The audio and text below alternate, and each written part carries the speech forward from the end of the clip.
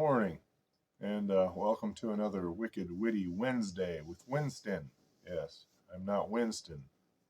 I am representing today the T-shirt.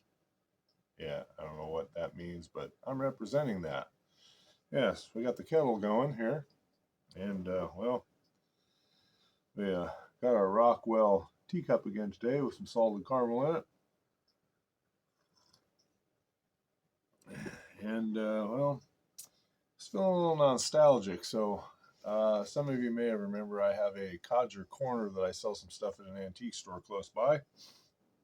And I don't know why I know why I did it. I got like Jandy Pipe Dreams. I think it was the truck and piper Doug sent them a pipe journal. Well, I ordered one myself off of eBay.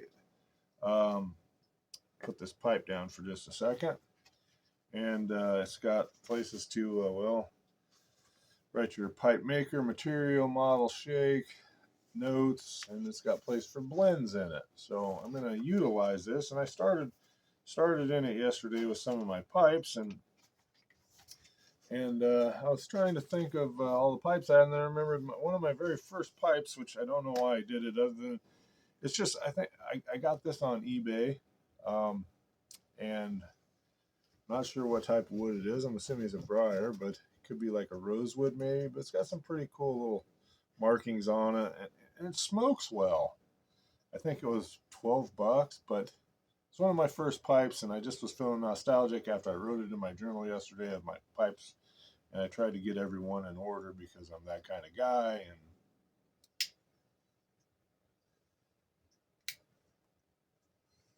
And it's such a good little smoker. I think I'm gonna keep it. I think I'm gonna keep it, and I took the price tag off of it. So in it, I'm smoking some Yellowstone from the recipe I stole from Jers Piper, and it's half Black Arrow and half.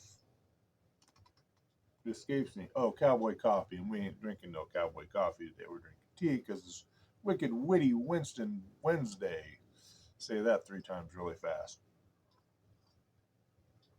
Hopefully I found some good ones for everyone today. Thanks for all the kind comments from the last one. I enjoyed doing it. Reminder, I guess, my new channel's up and running. It's called The Last Owl Hoot, and it's at Compadres 69. Year I was born, fun tidbit, a long time ago. And, yeah. I'm just going to throw videos up every now and then. I'm throwing some up right now of the leftover music I have from this channel, and trying to get all my music in one spot.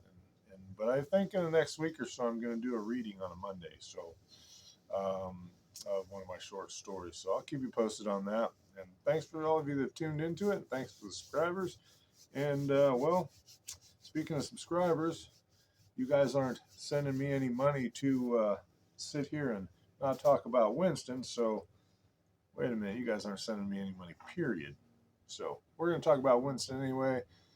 Glasses on the nose a little bit like, Gary Oldman in the movie, and let's get on with it, shall we? All right.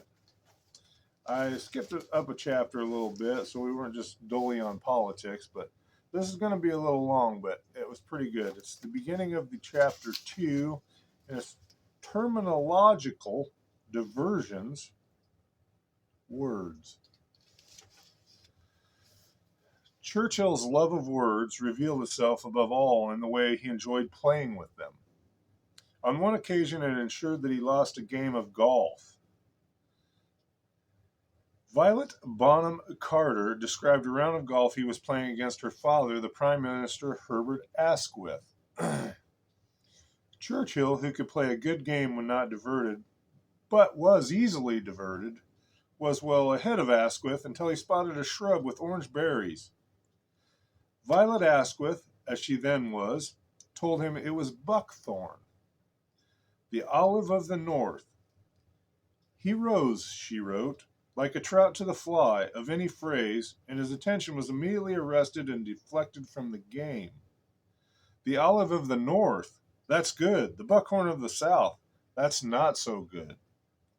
And during the remaining holes, he rang the changes on every possible combination and permutation of this meager theme, which took his mind and eye completely off the ball. To Asquith's delight, Churchill didn't hit another ball that afternoon and lost the game. All over some silly buckthorn. I don't know. I like that little tidbit there, I guess. And who knew?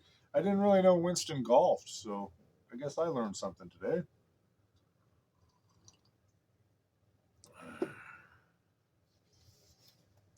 All right. Terminological diversions. Let's get into them. Surveying the destroyer sent to Britain by the USA under the Lend-Lease Agreement, set up in 1940, Churchill gazed at the barely seaworthy vessels and mumbled to himself gloomily, "Cheap and nasty." "Pardon me?" asked Franklin Roosevelt's envoy, standing next to him. Quick thinking, the Prime Minister amended his remark. "Cheap for us and nasty for the Germans." Nasty for the Germans. Yeah. Sometimes when you mumble under your breath, you should, well, maybe mumble down in your belly. Yeah. Or is that grumble? I'm not sure.